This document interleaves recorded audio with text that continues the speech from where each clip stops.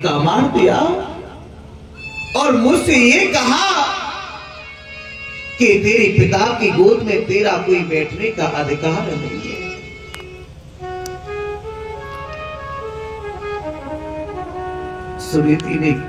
सुनीति की आंखों में आंसू आ गए। बोली, ध्रुव, यदि तू गलती की बात करता है ना रे, तो तूने एक गलती नहीं की, आज तूने दो गलती की है। यदि तुझे तेरे पिता की गोद में बैठना था तो बेटा तू सुरजी के गर्भ से जन्म लेता, तो तूने मेरे गर्भ से जन्म क्यों लिया रे ध्रुव? और दूसरी गलती बेटा तूने ये की, अगर तू सत्य पूछे तो तू तो पृथ्वी पर आने योग्य ही नहीं था। तू पृथ्वी पर आया क्यों? मां, मौसी ने मुझसे ये भी कहा कि तू भगवान का भजन करना। मां, जब भगवान तेरी भक्ति से प्रसन्न हो जाए तो वरदान मांगना। मां, भगवान कहां है? कहां खोजूं भगवान को? सुनीति ने कहा, बेटा तू यदि भगवान की बात करता है,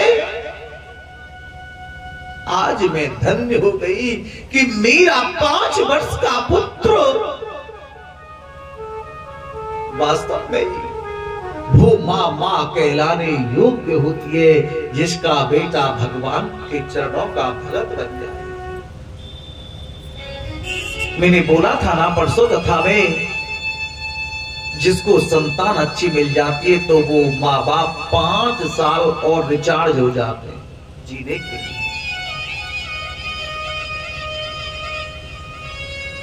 सुनीति ने कहा, पुत्रवती युवती जग सोई और रघुपत भगत जात सुत होई।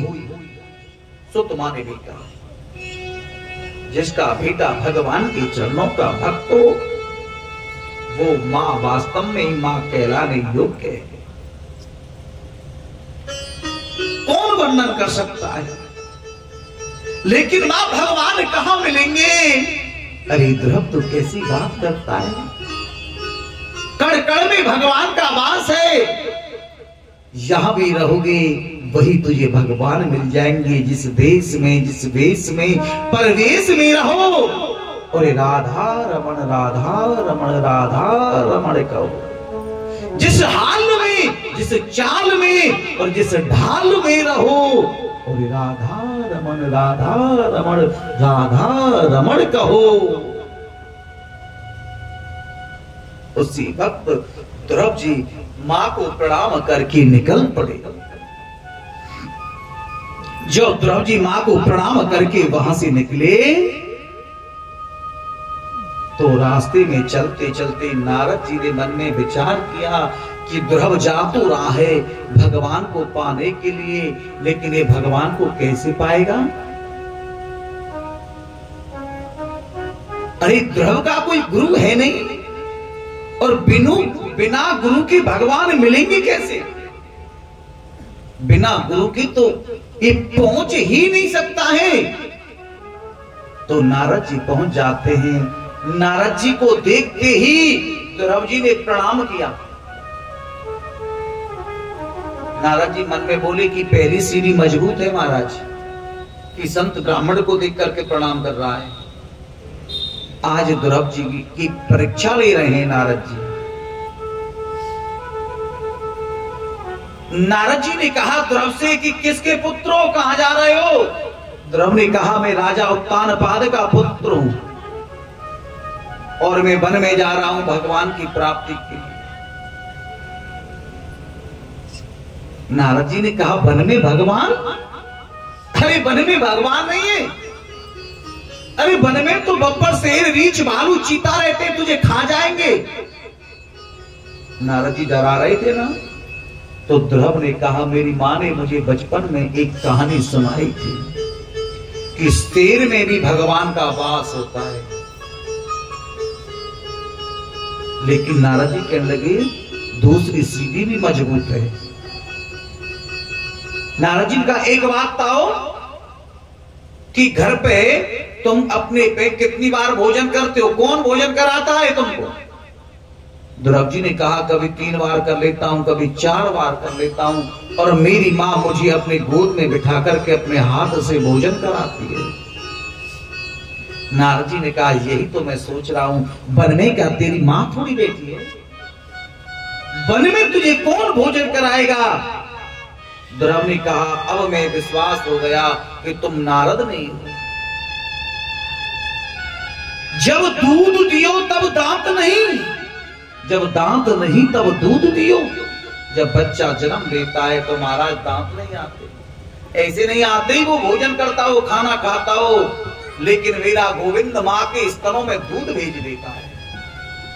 जब दांत नहीं तब दूध दियो, अब दांत दिए तो मुझको अन्न दे दो। एक बात बताओ, जो चींटी से लेकर के हाथी तक की वो रक्षा करता है, क्या कोई जंगल में जो जीव होते हैं वो भूखे रहते हैं? ए लाला से भूखे रहते हैं? अरे क्या मुझे भूखा कैसे रख लेगा वो? लेकिन नारद जी की आंखों में आंसू आ गए, बोले नहीं नहीं ध्रुव मैं ही नारद हूं, लेकिन एक बात बता, मैं तेरी परीक्षा ले रहा था, लेकिन एक बात बता, तूने अपने जीवन में कोई गुरु बनाया? मैंने कोई गुरु नहीं बनाया। ध्रुव जी साष्टांग चरणों में लेट गई नारद जी के में, अब मैं आपको ही गुरु बनाऊंगा। गुरु बिन भव निधि तरही न कोई, गुरु बिन भव निधि तरही न कोई, गुरु बिन भव निधि, गुरु बिन भव निधि तरही न कोई, जो बिरंचे शंकर सम होई, जो बिरंचे शंकर सम होई, जो बिरंचे शंकर सम होई, जो बिरंचे शंकर सम होई। गुरु के बिना भवसागर से नहीं उतर सकता। नारद जी को देख करके तुरंत ध्रुव ने गुरु बनाए और मंत्र दिया, लेकिन अब यहां नारद जी की आंखों में आंसू आ गए। क्यों? हे भगवान, ध्रुव की इच्छा है दर्शन पाने की, और यदि तूने दर्शन नहीं दिए ध्रुव को तो मेरी बात मिट्टी में मिल जाएगी। ध्रुव को मंत्र दे दिया और ध्रुव जी वहां से चल पड़े। जब ध्रुव जी गई, ध्रुव जी ने जाकर के यमुना स्नान किया महाराज, और यमुना स्नान करके ना एक समय का भोजन छोड़ दिया। जी आपको कैसा लग रहा है? सच्ची बताना, एक समय का भोजन छोड़ रखा है ना आपने, कैसा लग रहा है? कोई दिक्कत तो नहीं है? पक्का? तुम्हारे बेटे को बहुत चिंता थी, हाँ? कह रहे हो मेरे माँ बाप का छुएगा तो तुम पति ले लोगे। 7 दिन की तो गारंटी है, आगे बाद में मेरी गारंटी ना।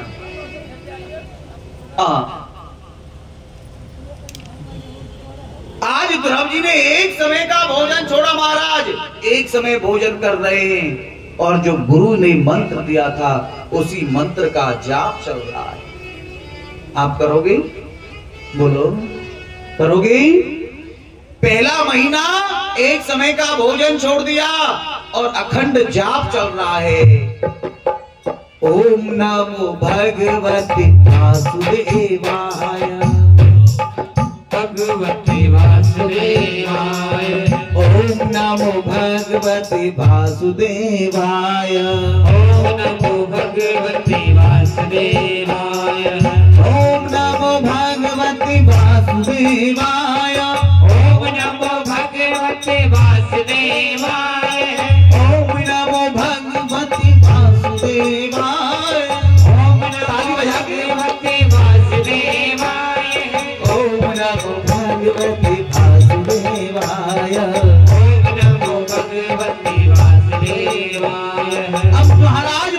का दूसरा महीना प्रारंभ हुआ और पहला महीना समाप्त हुआ। दोनों समय का अन्न छोड़ दिया है विनोद सेठ जी।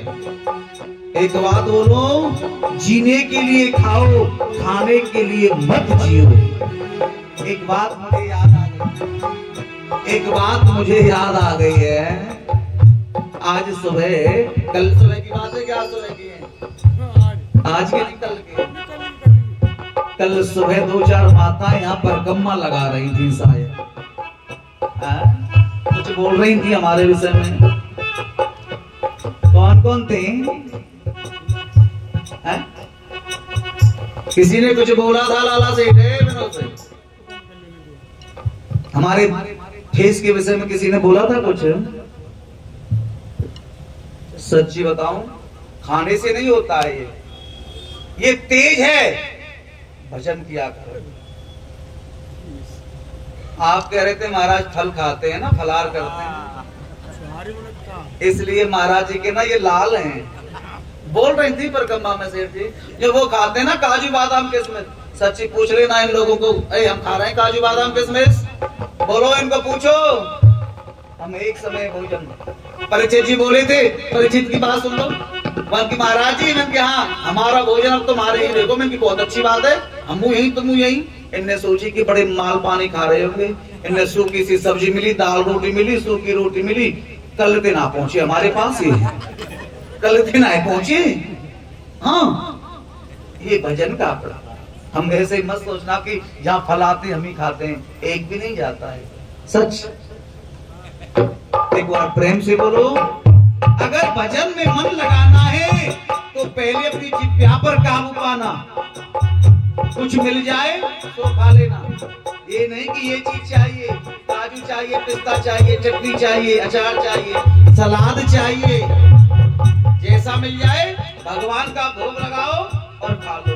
भजन में मन लगेगा, सच बता रहा। और जब पकवान खाएंगे ना, पकवान खाने से तो वैसे भी भजन में मन नहीं लगता है। अब दूसरा महीना चालू हुआ भरत ध्रुव जी का, अन्न छोड़ दिया, सिर्फ फल खा रहे हैं और अखंड भजन चल रहा है। ओम नमो भगवते वासुदेवाय।